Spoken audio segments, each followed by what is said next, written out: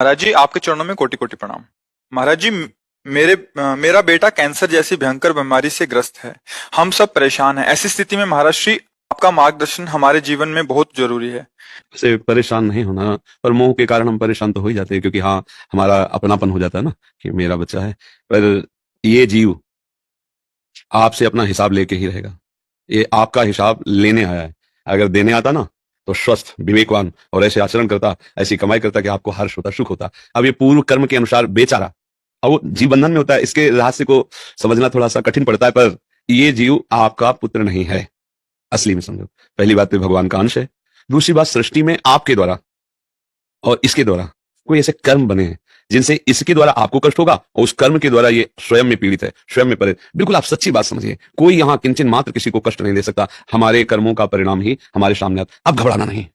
देखो, ये जो जीव है ये कभी नहीं मरता, ये शरीर कभी नहीं टिकता, किसी का नहीं टिका। भगवान भी अवतार लिए ना, तो अंतर्धान होने की लीला उन्होंने भी की। देखो, राम जी सरयू में और कृष्णचंद्र जी के पैर में वो व्याध बाण मारता है, और उसको पहले परम धाम भेजते हैं, फिर आप परम धाम। तो देखो, यहाँ का नाम है मृत्यु लोक। यहाँ जाना ही है, शरीर का भोग भोग करके, शरीर का भोग भोग करके, पर चैन से धर्म युक्त रहो। इसकी जितनी सेवा बने, इसको सेवा करो, प्रोत्साहन देते रहो।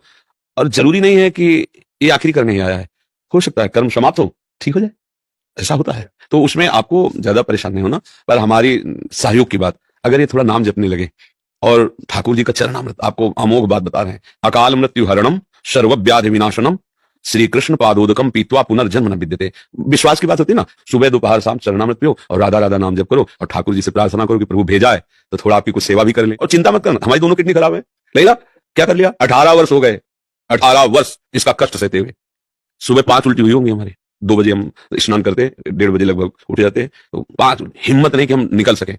जब आए तो ऐसे धीरे धीरे धीरे धीरे धीरे। और देखो, सत्संग और सब दिनचर्या चल रही, दोनों किडनी इस हालत में है कि अगर हम अपने को जरा सा छूट दे तो बिस्तर से न उठ पावे। ये जैसे लोग त्याग रहने दो सत्संग मत। हमका अगर एक दिन हमने छोड़ा तो ये मार देगा मन कि अरे हमें बहुत कष्ट है। बिल्कुल नहीं, इसको हम रगड़ रहे हैं। जैसे ना पता है कि बेईमान नौकर भागी जाएगा, तो भैया जितना काम करवा लो भाग तो जाएगा ही। ऐसे ही हम इससे व्यवहार करते हैं शरीर से, ये जाएगा, ये बेईमान है, हमारा साथ देगा नहीं, अब इसे जितना कर लो। तो माता पिता के रोज चरण छुओ और नाम जप करो। प्रभु से एकांत में तुम स्वयं प्रार्थना करो, प्रभु आप सर्वसम्मत हैं। यहां आने वाले व्यक्ति को हानि कति नहीं है, और कति ज्ञान सुनकर समर्पित हो जाओगे तो आपकी कैंसर का बाप भी ठीक हो जा। भगवान किसे कहते हैं? वाह भाई वाह, यहां पर कम से कम लाखों भक्तों के कैंसर तक के रोग ठीक हो चुके, जिन्होंने समर्पित भाव से परमात्मा पर विश्वास करके नाम लिया और मर्यादा निभाई।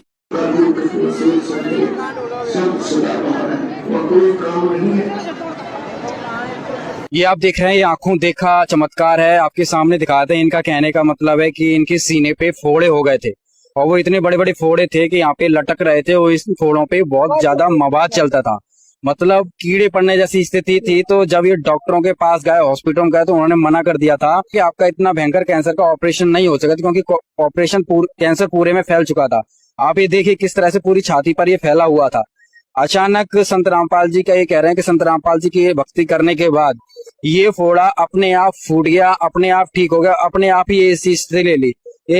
ये सब अपने आप हुआ है, कुछ ऑपरेशन वगैरह डॉक्टर ने? एक पैसे की दवा नहीं कराई आप, यार ठीक दवा नहीं कराई मैंने, एक पैसे की दवा नहीं कराई। आपके पास जो डॉक्टर के हॉस्पिटलों के कागज वगैरह थे वो सारे हैं? सारे धरे, ग्वालियर के धरे सब। आपको कैंसर था? हाँ, सब फार्म धरे।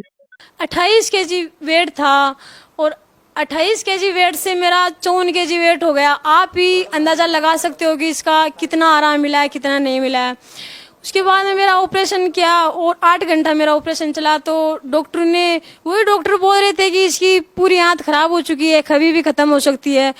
और वही डॉक्टर ऑपरेशन करके लेके आए थे, तो वो डॉक्टर बोल रहे थे कि डॉक्टर खुद आप देख के मेरे को हैरान हो गए कि इतना बड़ा चमत्कार कैसे हो गया। इसकी तो पूरी आंत खराब हो चुकी थी, ये कैसे हो सकता है? इसकी पूरी आंत अंदर, बिल्कुल 16 साल की बच्ची की आंत कैसे हो सकती है? ये तो एक चमत्कार ही है सर। सबसे बड़ी हैरानी की तो ये बात है कि मेरी पूरी आंतें खराब, और उसके साथ में मेरे प्रेगनेंसी, और वो भी बेटी, और एकदम स्वस्थ है। इंटरव्यू वाला वो फोटो ले बड़ा। हाँ वो लेंगे अभी वो, पर ये बोलने तो हो एक बार को गए थे, वो हाजिरी भी भरवानी बाकी है। सतसेब जी आपने एक हाजिरी भरवाई है, वो उपदेश कब लिया है जी? आप एक बार बता दें, उपदेश कब लिया आपने? देश की तारीफ तो नहीं 17 को नहीं होगा, बोले 18 18 में। अच्छा 2018 ब्लैक डे पर, ब्लैक डे जो उसके पहले वाली, पिछले साल पे, उसके पहले वाली। अच्छा, तब से आपके ठीक है, खाना वाना सब खा पा रहे, परमात्मा की जय।